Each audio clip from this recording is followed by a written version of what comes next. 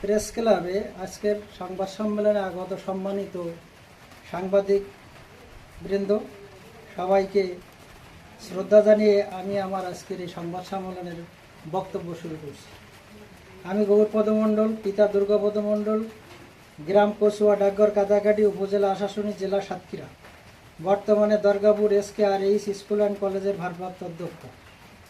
আমার বক্তব্য এই যে, আশাশুনি উপজেলার বটদাল আফতাবউদ্দিন কলেজিয়েটের অধ্যক্ষ, সাবেক অধ্যক্ষ মোহাম্মদ শিহাবউদ্দিন, সিটি কলেজের বর্তমান সাময়িক বরখাস্তকৃত অধ্যক্ষ, তৎকালীন সময়ে সাতক্ষীরা সিটি কলেজে অধ্যক্ষ হিসেবে মনোনীত হন।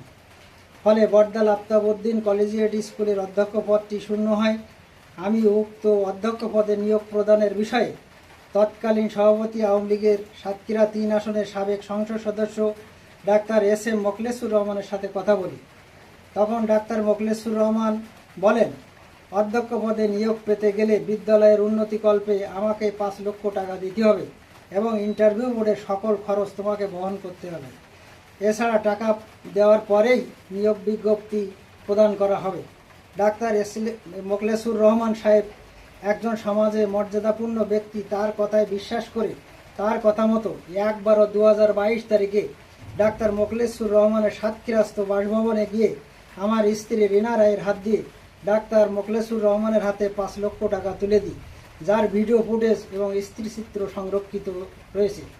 উল্লেখ্য, বটদাল কলেজিয়েটের সাবেক অধ্যক্ষ মোহাম্মদ শিহাবউদ্দিন পূর্ব থেকেই ডাক্তার সাহেবের বাড়িতে উপস্থিত ছিলেন।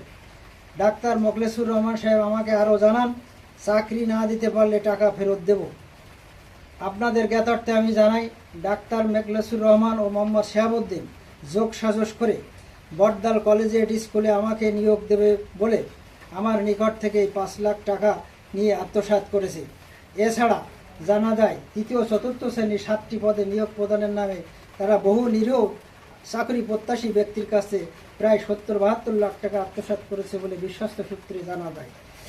আমার আরও বক্তব্য এই যে, অদ্য 20/9/2025 খ্রিস্টাব্দ তারিখে দুপুর 1:30টার দিকে ডাক্তার মোখলেসুর রহমানের কথা মতো আমি মোহাম্মদ শিহাবউদ্দিনের গ্রামের বাড়িতে কাকবাসিয়া বাজারে পৌঁছালে মোহাম্মদ শিহাবউদ্দিনের সাথে আমার দেখা হয়।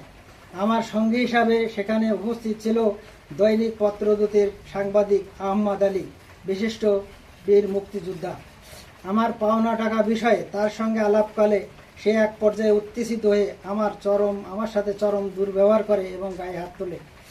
ইতিমধ্যে তার পোশাক কতিপয় গুন্ডা বাহিনী, যারা বাজারে সার্বক্ষণিক অবস্থান করে, তাদেরকে ডেকে আমাদের মোবাইল ফোন এবং গাড়ির মোটরসাইকেলের চাবি কেড়ে নিতে উদ্যত হয়। উল্লেখ্য, এই গুন্ডা বাহিনী একজনের নাম ধরে ডাকে, যার নাম মামুন। তাদের নিকট চাকু, হাতুড়ি সহ অন্যান্য দেশীয় অস্ত্র ছিল। আমি ও দৈনিক পত্রদূতের সাংবাদিক মোহাম্মদ আহমদ আলী বাসা প্রাণ নিয়ে এক প্রকার তাড়া খেয়ে চলে আসি। আমি এই সন্ত্রাসী হত্যা মামলার আসামি মোহাম্মদ শিহাবউদ্দিনের দৃষ্টান্তমূলক শাস্তি দাবি করছি।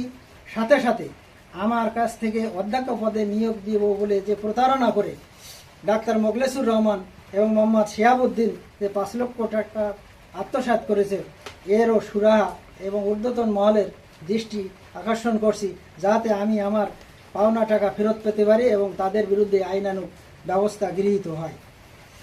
উল্লেখ্য, এই শিহাবউদ্দিন সাবেক MP রুল হক সাহেবের অত্যন্ত ঘনিষ্ঠ, এছাড়া থানা আওয়ামী লীগের সাবেক সভাপতি। উল্লেখ্য, আমার পাওনা টাকা পাওয়ার জন্য ডাক্তার মোখলেসুর রহমানের সেখানে গেলে আমাকে শিহাবউদ্দিন ডেকে আমাকে বিভিন্ন ধরনের হুমকি ধামকিও দিয়েছিল। এই বলে আমি আমার সংবাদ সম্মেলনে বক্তব্য শেষ করছি এবং এই সন্ত্রাসী এবং এই প্রতারক চক্রের দৃষ্টান্তমূলক শাস্তি দাবি করছি।